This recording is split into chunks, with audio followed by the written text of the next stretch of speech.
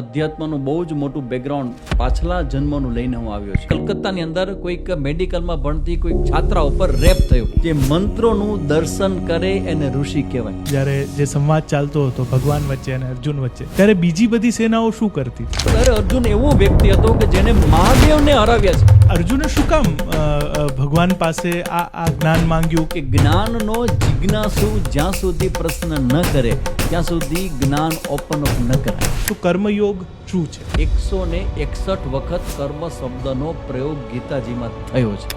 આજના સમયમાં ગીતા કેટલી પ્રાસંગિક છે.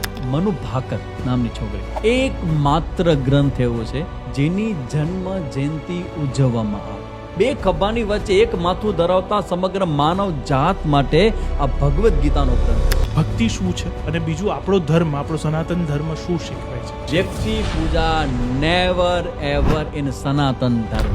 Everything is in order. Chidanand રૂપ શિવોહમ શિવો.